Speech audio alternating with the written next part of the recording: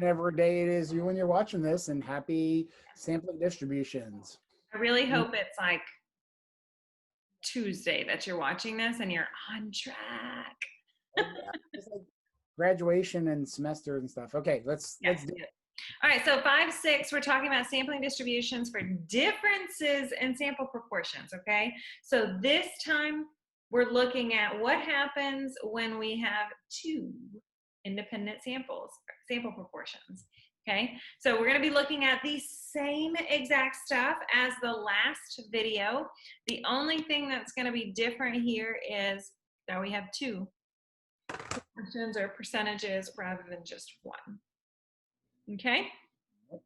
Feel good, Mr. Bobby? All right, so again, I told you it's gonna be the same. This should look very familiar to you.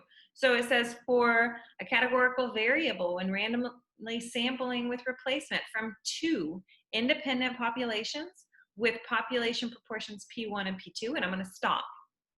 Independent populations? What does that mean, Mr. Bobby? That they don't overlap, that there's no like thing in both groups. If we Venn diagrammed them, they don't touch. There'll be no crossover. Okay. The sampling distribution of the difference in sample proportions would be, and then we have formulas. And that kind of makes sense. It's, I mean, the difference of the proportions is just the difference of the 2. So that's cool. This formula a little bit is a little more complicated though.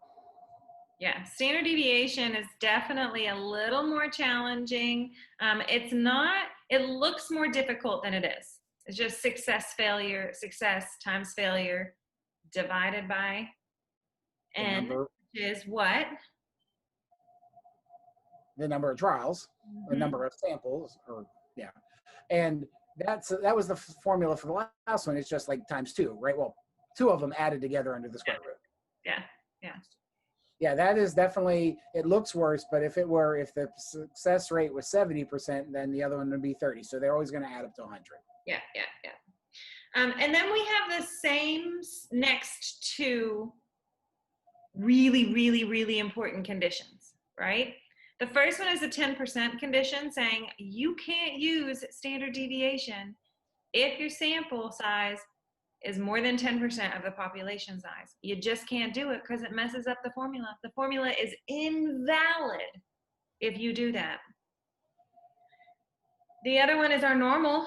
It's our normal distribution. And it's the one that's n times p has to be greater than or equal to 10. And n times 1 minus p has to be greater than or equal to 10. Only this time we've got 2 p's. So we have 4 checks. 2 p's means we have 4 checks, okay? And then, of course, we need our units to be right, and we need to be in context, as always. Yeah, hey, like, if you haven't figured it out, you better write about it. Just tell me what the problem's about every time. Okay, so here's our problem with Mr. Bobby's favorite cartoon character, Wile E. Coyote. I do love me some Coyote. Oh, wait, never mind. Put it away, put it away. Suppose the Acme Drug Company develops a new drug designed to prevent colds, like Tamiflu. Is that actually Tamiflu?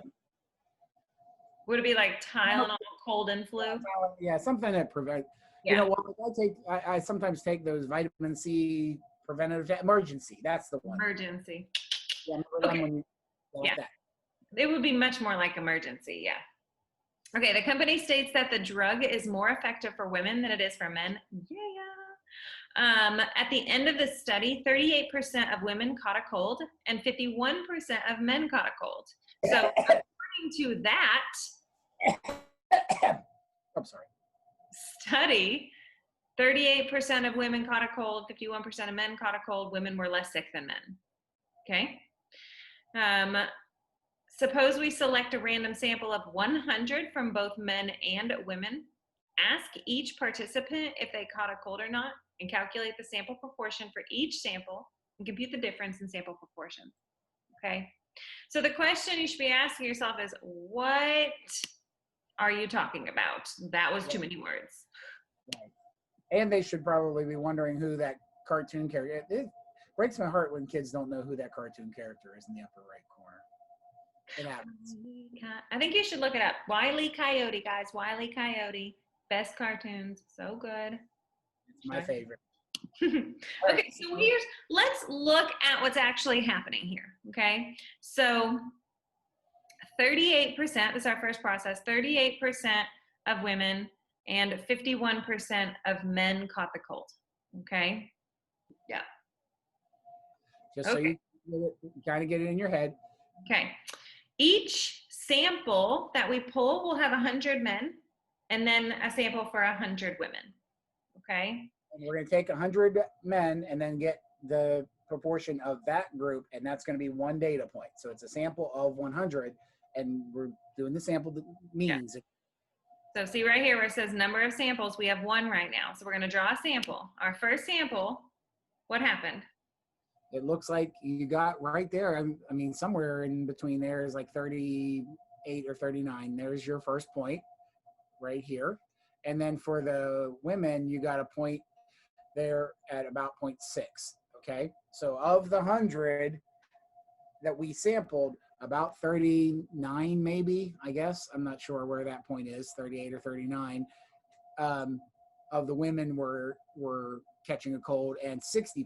Now, it wasn't 51 and 38. This one was close. This one was kind of close. This one was a little bit off. Yeah. Okay. But that's only a sample of 100. That's not like all of the people. Okay. And then below what we have is, see here where it says choose a statistic, I've chosen difference of proportions. So what's going to happen now is we're going to subtract these two proportions, and we're going to get, you can see this bar happening here. Okay, negative 0.21. Mr. Bobby, why in the world would I want to subtract these two proportions? Like, for what reason would I want to do this? You want to see the difference. Remember, they claimed that women were having better results. So they're trying to prove that if there was no difference between the two genders, proportions would be zeros. The difference of proportion would be 0. Right. If there was a number in terms of their difference that overwhelmingly comes up when you do the differences, then that one group is better than the other. And remember, we want a low number is good here because that means less people got sick. Right. Okay, so we're going to draw another sample. Here we go. You ready? Boom. Second sample. Okay, so 0.31, I don't know, 50-ish. And you can see down here, came out to be about negative 0.17 or 0.19, sorry. Okay. And that's the difference of two groups of 100. Yeah. So let's do another one. Do that again.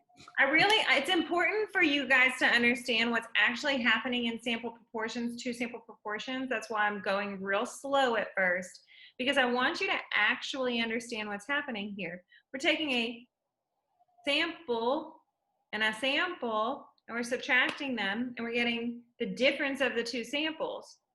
But I'm going to do that a bunch of times. And if you notice so far, every one of them has been negative, and that means we're taking this one minus this one. And every time we've done it so far, it's come out to be negative. If it's come out negative, that means one of our two samples, the women were that group of women were less sick. Yeah. Okay. If it ever comes out positive, that means the men did better. Okay. So we're looking for, there's like a line here. Is there a point where it ever crossed over and men get more sick or women get more sick? Yeah. So how about I increase, how many samples should I pull of my samples? Well, I mean, you've already done 3, so why don't we do 2 to make it a good even 5? Okay. I know you wanted more than that, but I'm going slow too. All right. There we go. That's what I got. We're still negative on everyone. Yeah. All right, let's up that to 5 and make it 10. Okay. Now we have a total of 10, right? Yeah. And still all negative. This one was pretty close, but not still negative. All right, let's go make it up to 50. So we'll go 40. That'll get us all the way up to 50. Okay, so we're at 40. Okay. Now, and you notice what's happening to all these. It looks like there's some patterning going on, but let's go on and get to a cool 100. So we Okay, need to add 50 more. 50 more. Now, is that enough, or do you? Ooh, I like this. I like the graph on the women's one very nicely. Yeah, this guy, this graph looks real symmetrical and real belly curvy. I think this is interesting, this gap in the difference of proportions that's happening here. Yeah, that's weird. Yeah, that's What's definitely unusual. happening is anything can happen by chance, and especially, I mean, no, we think like 100 is a lot, but there's millions and millions of people doing this. So 100 is a good number, and we still have a good mound happening right here. We just have something a little bit funny over there. Yeah. I'm going to add another 100 samples to this. Okay. Now we're at 200. And I got to erase my graphs now. Now your gap is gone. My gap is now gone, but I got a gap on the right side. Yeah, and you do have a couple. We have out of 200 trials, it looks like, a couple, maybe, I don't know, maybe 4 or so have gone where we took samples and the men actually did better, got less sick than the women. And that can happen in a group as small as 100. Okay. Yeah. Now, where do we expect the mean to be here, Mr. Bobby? What do we expect? Well, maybe I shouldn't say what do we expect. Maybe I should say, like, looking at this, we've got a sampling of 200 now. Yeah. So well, where does it look like the mean is? That would be, let's see, 0 or negative 0. Well, don't actually find it yet. Okay. Looking at our graph, where does it look like it is? It looks like it's right about somewhere in there, about 12 or 13, negative 12 or negative 13, or negative 0.1 and negative 0.3. And if I actually do find it, I'm sorry, I did out of order. That's okay. It would be negative 0.13. We expect it to be that formula we had would be the difference of the proportions. It should be around negative 13%. And it's pretty close. And if we added another 200 or another 800, it would continue to get closer and closer. Yeah. Okay, so remember that when asked to describe, you're still cussing and BSing, okay? So if you were given this graph, right? So here's one that I ran, and I honestly don't remember. I did 1,000. I did 1,000 random samples of sample size 100 is what I did. I put it in the words. I'm so good. You're a teacher and stuff. So if I look at it now with 1,000 random samples, you can kind of see here, it looks like I'm centered, or you can actually calculate what it's centered because it gives you mean right here, okay? So it says mean is negative 0.128. We calculated the mean together. We're gonna do it again in a second, but that's pretty good, the mean being negative 0.128. Do we see anything unusual? Well, I didn't, like, just looking at it, there were no gaps like we saw with the ones that we did. There were no gaps. Looks like maybe potentially there's a little gap here, but nothing to write home to mom about. And you did you did do 1,000. We have a couple spikes here, but they're still close to the center. So that's not just very interesting. Yeah, the shape, I would definitely say it looks approximately normal. You got that bell shape. Again, Ms. Robbie-Shaw, you got those kind of spiky looking things, but the overall shape still looking pretty spiky. What are you drawing now? Turkey time is over. It's time for Christmas trees, man. And then it tells us the spread of the data. So we could say something about the range, right? We could subtract the range. But we also can just talk about the standard deviation being 0.070. Okay, that's what it's given as. Now, remember, all I just did, would I get credit for this? Would I get full credit for this? What you see on the screen, Mr. Robbie?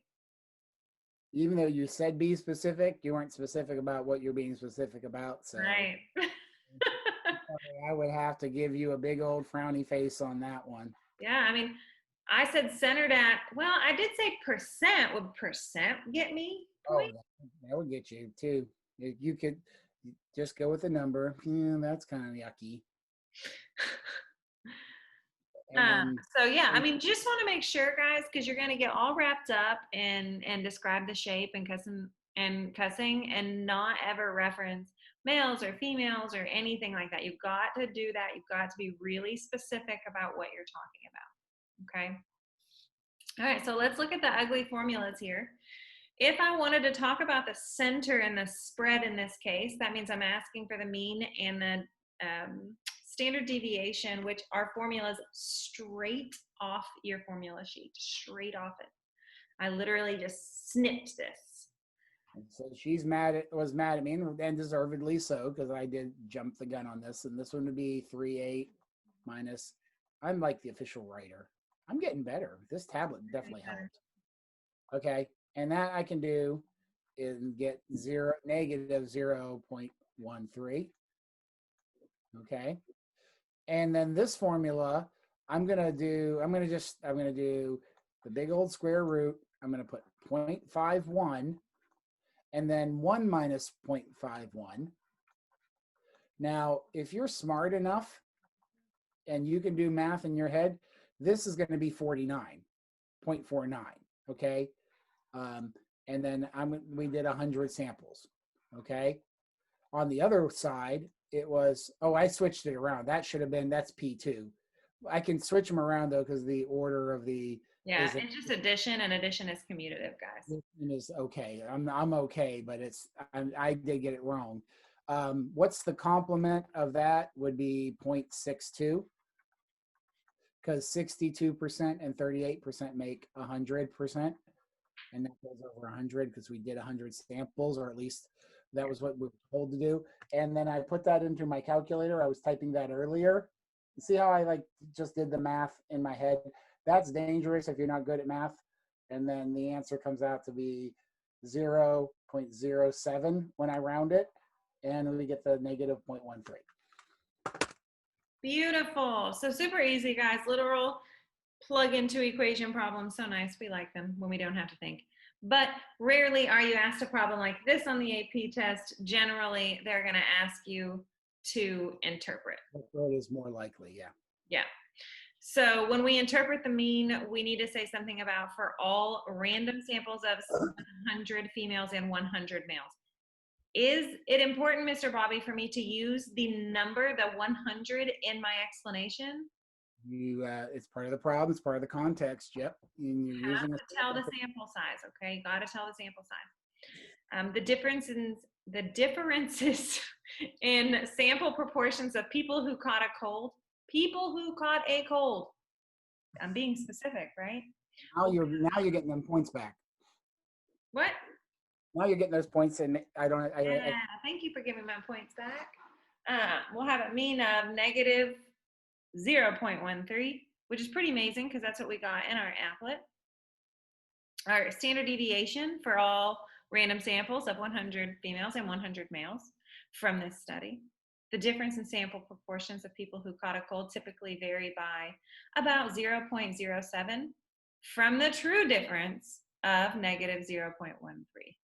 Is this me? Okay. That would be you now. So I'm going to wax philosophical about this because I feel like I have kind of beat this dead horse to death in video after video after video about interpreting. The only thing I will say on this one is don't forget to say true difference here. Okay, the true difference of, don't forget that part of your interpretation, because standard deviation means absolutely nothing if you don't know what the mean is. Okay, how about the shape?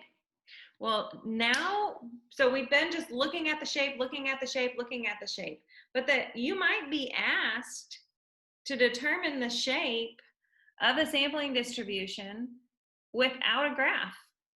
And so when that happens, the question that they're asking you is it normal? Can we assume it's approximately normal? And this is where we look at that, is the sample's size large enough? Okay, So in the last video, we did this normal distribution check. N times P has to be greater than or equal to 10, and N times 1 minus P has to be greater than or equal to 10. Only now we have 2 P's, so we have 4 checks. I got it mixed up again. That would be, so for the first one, it would be 100 times 0.38, which is 38. The math is like going to be not the hardest thing in the world, and that's bigger than 10. So I'm okay on the women. And then I'm going to do the same thing for the men, but of course that's going to be higher because 51 is bigger than 38. But again, you still got to show it. I'm okay on the men. And so, and I've got to do that same thing for those complements. That's this one and this one. So then I'm going to do it again with 100 and the 0.6862. I'm sorry. Yeah, 62. Yep. I said the wrong number, didn't I? That's bigger than 10, and that's okay for, that's the women that were, these are the sick women, and these are the women that were healthy. Will you put a 1 in front of that 0? I will, thank you. And then I'm going to do 100 times 0.49, which, and again, this, I know you're like, come on, dude, this is easy math. Yes, it is. It's not the math, it's the justification. So the men who were sick was okay, and the men who were healthy were okay. Yeah. So we have enough of everybody to assume then that our sampling can be described as normal. And we saw that in the graph. We saw it become normal as we dumped more and more samples into it. Okay. All right, so now the question becomes, or the consideration is, the companies told us that the drug is more effective for women than it is for men. It's more effective for women than it is for men. So what do you think, Mr. Robbie?